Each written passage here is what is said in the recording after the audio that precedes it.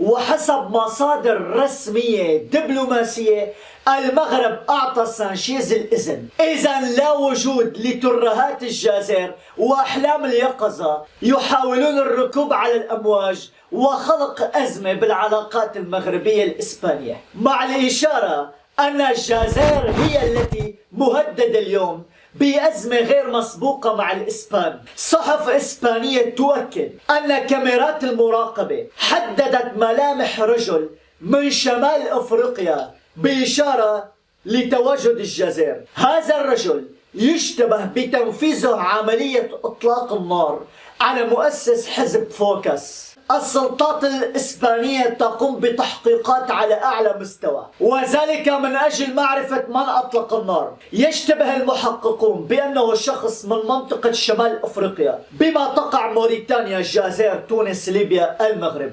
وحسب محللون جميع المؤشرات اليوم تشير إلى الجزائر. حللوا ملامح القاتل مثل لون البشرة، العينين، الشعر، بنية العظام، ملامح الوجه، بحسب ما أفادت به وكالة رويترز. لحدود الساعة الشرطة الإسبانية لا تريد أن توجه اتهام واضح لأيا كان حتى تظهر نتائج التحقيقات. والسؤال الآن، تخيلوا أن هذا الشخص الذي أطلق النار خرج من داخل الجزائر، فأي مصير ينتظر العلاقات الجزائرية الإسبانية؟ لهذا نقول دائما نيتهم تنقلب عليهم. يروجون على أزمة بين المغرب وإسبانيا. ها هو وفد من إسبانيا رفيع المستوى يصل إلى قلب الصحراء المغربية، وذلك بزيارة للاطلاع على المشاريع التنموية. نحن نعلم أن الحكومة الإسبانية أطلقت قرارات واضحة من أجل زيادة عدد الشركات الإسبانية بالمملكة،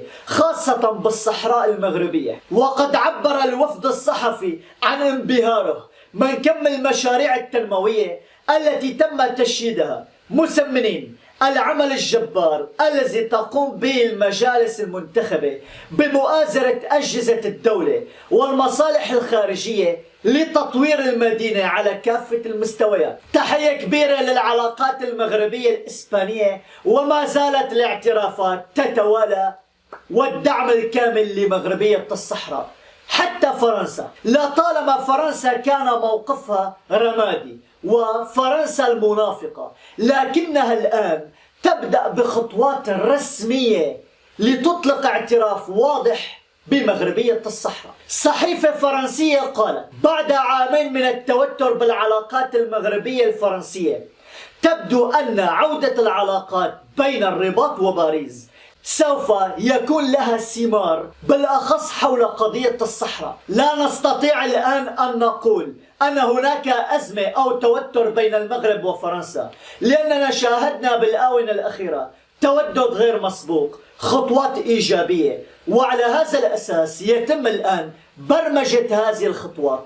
من أين تبدأ؟ فرنسا تعلم جيدا أن مصالحها الأولى مع المغرب، والمغرب رابح، ومن يعاكسه خاسر. بما أننا قلنا من يعاكسه خاسر، صحيفة لوموند الفرنسية تحصد الخسائر التي تلقتها شركة ماكدونالدز وكارفور داخل المغرب بعد المقاطعة. تضرب التحية للشعب المغربي الذي جعل هذه الشركات تتوسل اليوم. نعم، هذه الشركات تارة تطلق إعلانات وترويجات ودعايات من أجل جذب الزبائن، لكن ولا زبون واحد يشتري منهم. وهذا ما أكدته صحيفة فرنسية بارزة لومون بمقال مطول لها. قالت أن المقاطعة التي استهدفت فرعي ماكدونالدز وكارفور بالمغرب شكلت خسائر كبيرة لهم. العلامتان التجاريتان الكبيرتان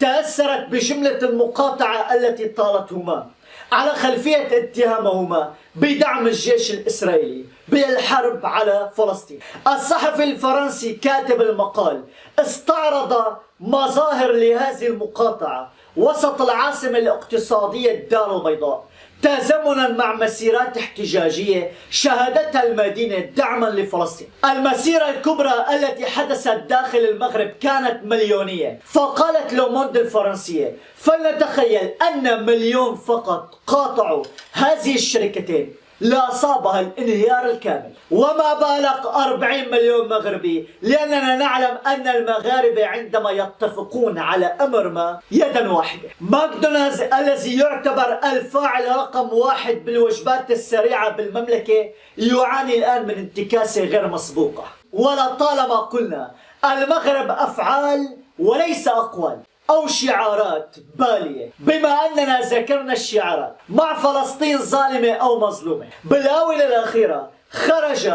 عميد إمام مسجد باريس الكبير وأطلق تصريحات عدائية ضد القضية الفلسطينية. هل الجزائر اتخذت قرارات تصعيدية ضده؟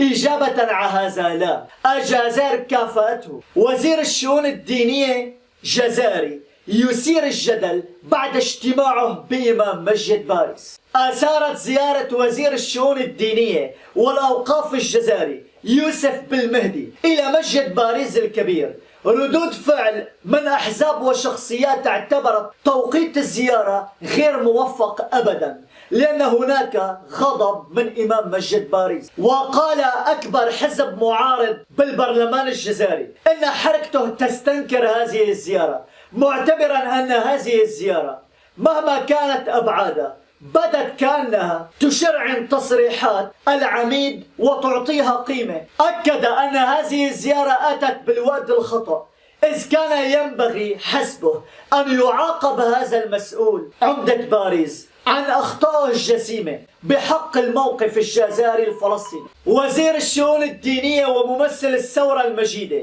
وعضو حكومة الدولة الوحيدة التي تحارب التطبيع مع الكيان الإسرائيلي بزيارة رسمية لعميد مسجد باريس الذي طبل وزمر لعمليات إسرائيل العدائية ضد فلسطين. فمن هنا لم نعد نفهم أي شيء، وهذا ما يثبت أن فاقد الشيء لا يعطيه، والجزائر تسير بعكس التيار. المغرب يدعم القضية الفلسطينية، الجزائر تدعم مواقف أخرى فقط لتخالف المغرب. الآن بما أننا ذكرنا الأعمال العدائية من الجزائر، دعونا ننتقل إلى أمر مفاجئ. هولندا معروف بعدائه الكامل للمغاربة. المتطرف خيرت فيلدرزر يفوز بالانتخابات بهولندا، فما مستقبل العلاقات بين المغرب وهولندا؟ فاز الحزب اليميني المتطرف المناهض للإسلام بزعامة خيرت فيلدرز المعروف بعدائه للمغاربة بالانتخابات التشريعية بهولندا، وفق ما أظهرته استطلاعات الرأي لدى الخروج من مكاتب الاقتراع. الأمر الذي سيشكل زلزال سياسي يتجاوز تأثيره حدود الأراضي المنخفضة. ولا بد أن نشير سبق للقضاء الهولندي سنة 2020 إدانة خيرت فيلدرزر بتهمة إهانة جماعية للمغاربة، لكنه قرر أن لا يفرض عليه أي عقوبة على ما فعله. إذا فاز الحزب اليميني المتطرف المناهض للإسلام، وهناك على ما يبدو الآن زلزال سياسي قادم. مع العلم لا تستطيع أي دولة أن تعاكس مصالح المملكة المغربية، ونحن نتحدث بالأرقام وعلى أرض الواقع.